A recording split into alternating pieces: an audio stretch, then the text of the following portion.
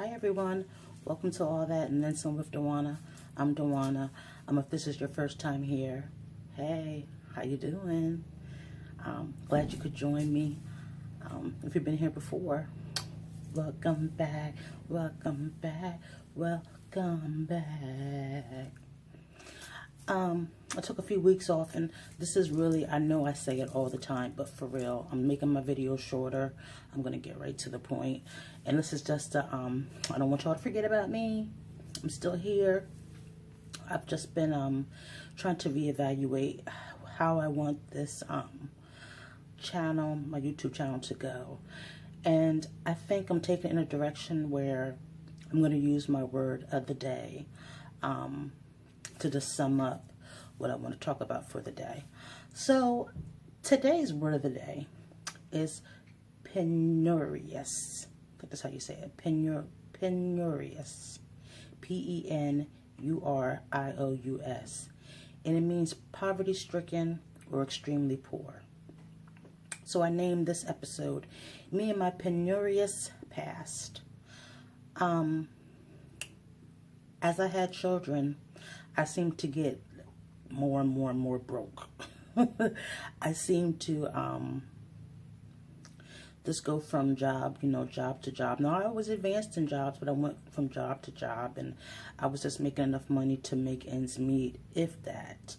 And in that, you already know, I was in abusive relationships. I was abusing myself personally, mentally, physically, emotionally, spiritually. And I was in abusive relationships where I was getting abused mentally, physically, emotionally, spiritually.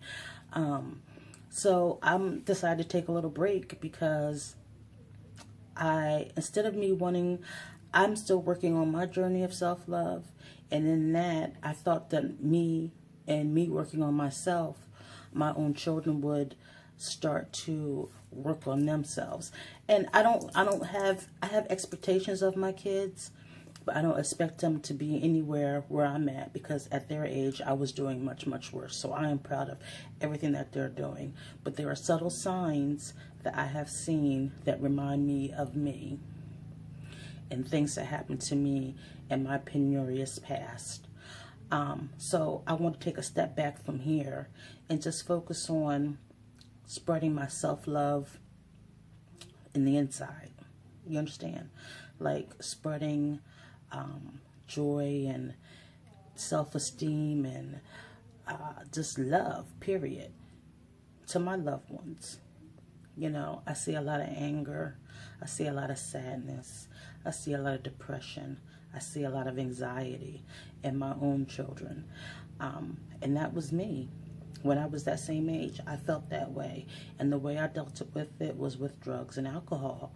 And I don't want to see them go down the path that I went to deal with my own psychological warfare that was going on in my head. So I'm working on that while I'm working on me. You never want to see your children go through things that you've gone through. Like that was my number one. Ooh, that light is shining bright. That was my number one, I guess like regret. It's always going to be my number one regret. I never want my kids to go through anything that I went through, and I see it. I see it happening, even if it's happening by accident, even if they say it's not. I see the signs. I see the pattern. In this generational cycle of abuse, of abusing ourselves and being abused by those who love us, I want to break it. I want it to be broken with my children so they don't pass that on to any of their children once they have them, because they don't got none yet. Yes. I would like to be a Nana or a Mima or no or Nini, but not yet. I ain't ready. So I had picked this word because I liked what it meant, because I was going to talk about, when I was doing the things I was doing, people are so quick to like say, oh, I came from the bottom, but they never say what part of the bottom they came from. I didn't come from the bottom. I came from a mom that took care of me. She did the best that she could do. But I put myself in a situation where I ended up in the bottom because I felt bottomless myself, you know. So when I say I was in the bottom, I was in the bottom. I was lived in houses where ceilings there was no ceiling. You understand? It was just a big hole where anything could crawl out, and stuff would crawl out of that hole. You know, mice, roaches, everything. You know, this is some 20 years ago, mind you, but still, that's still in my head. I remember that, and I don't want to go back. And I don't want my kids to hold on to that mentality that that's how they grew up. I didn't grow up like that, but that's how my kids grew up, you know. So they might not have had what they wanted, but they got what they needed. And to me, that was always the most important. Even when I was doing the things I wasn't supposed to be doing, I made sure they had what they needed, you know. And probably as they got older and I got myself together, I started giving them things that they wanted. And that's probably what kind of messed up their psyche a little bit. But I'm going to work on that. We're going to work on that together. I've started having a relationship with one of my sons who we really never got along for a very long time. I'm starting to open up. He's starting to open up. So it's a process. But I'm not going to forget about you guys. I just want to come on here and just drop my new concept and see if it'll pick up steam. So I don't be on here for 20 minutes or 30 minutes just giggling on and going on and on about stuff. You know, that's not my deal. I want to get to the point, and I want us to go on this journey together. So, if you had a penurious past, I don't even know if I'm saying that right. I'm so focused on my lips. Those things look nice. And my shirt. Did I wear this shirt on here before?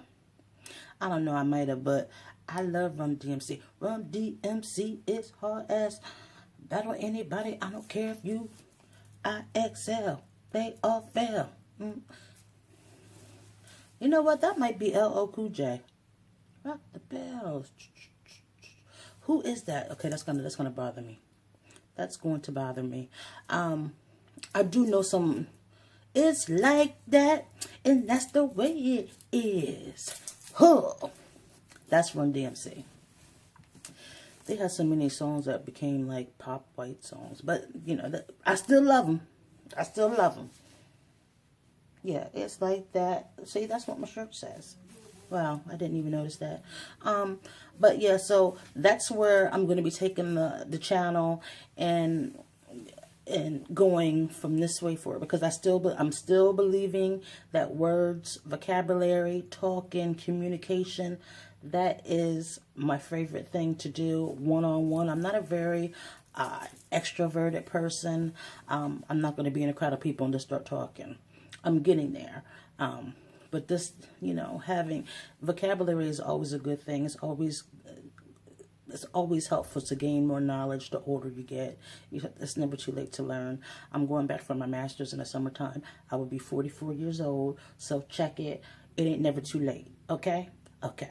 So, I'll see y'all in the next couple of weeks. I'll be dropping something. And I just wanted to just peep in and say, hey, how you doing? And don't forget that you're all that and then some. Because you are. But right now, I got to make sure my babies know that they're all that and then some. As well as me. All right? So, until next time, y'all. Y'all have a good one.